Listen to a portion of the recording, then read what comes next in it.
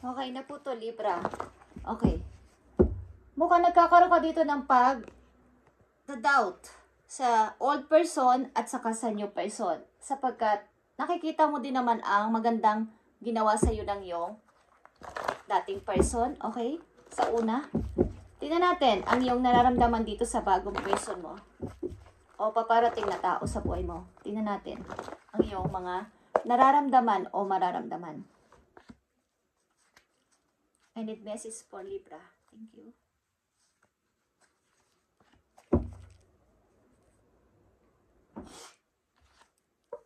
Okay. Transformation.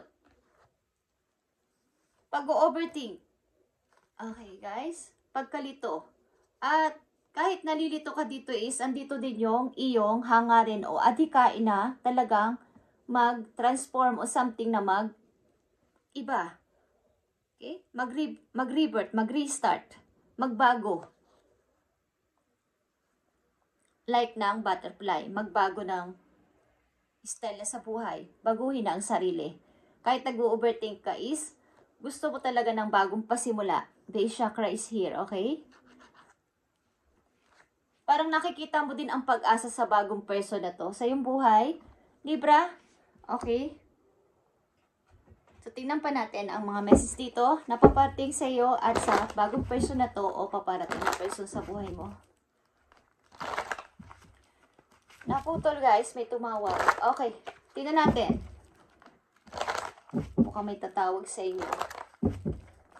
Paparating na message dito sa bagong person o nandyan ang person sa buhay ng mga Libra. Okay. Andito yung paghihiling pa. Nasa process ka pa ng paghihiling galing sa nakaraan talaga. At kahit kasama mo ng person na to, andito pa rin yung pagdadoubt guys. Four of Cups is here again. Pagdadoubt talaga sa sitwasyon na to kung papasok ka na sa new relationship or nandun ka lang sa gitna, hindi mo na ako iibig. May mga anak kayo maybe. Hey guys, okay. Kayo ay long distance relationship ng tao na to. But talagang ito ay balanse. Ito ay balance guys. Justice.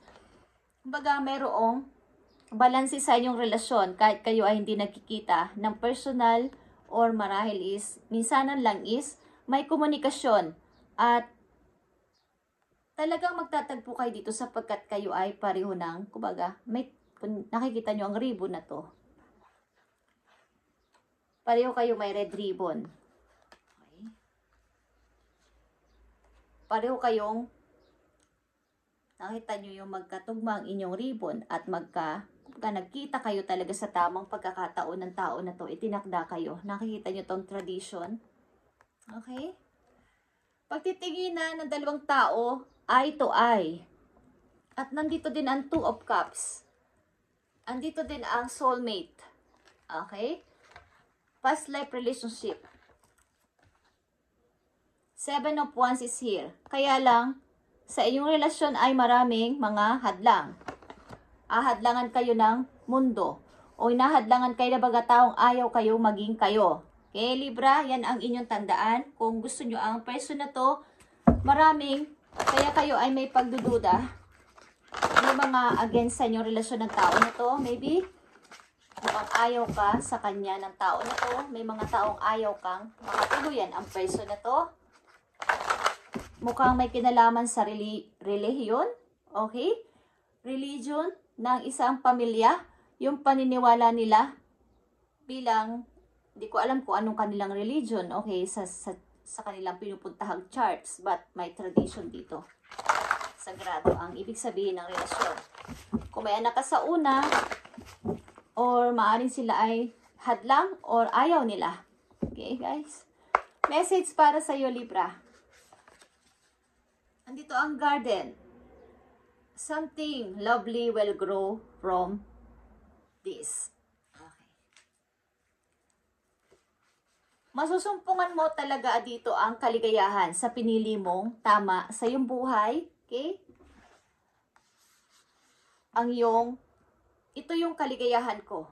Okay? Something na, di ko alam kung ipaglalaban mo ang tao na to, ipaglalaban mo ang tama para sa iyong happiness. Okay guys.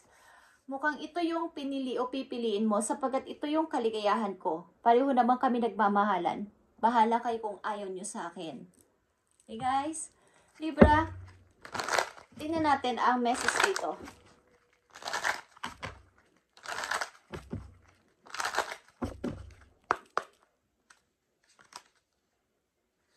Open yourself to others.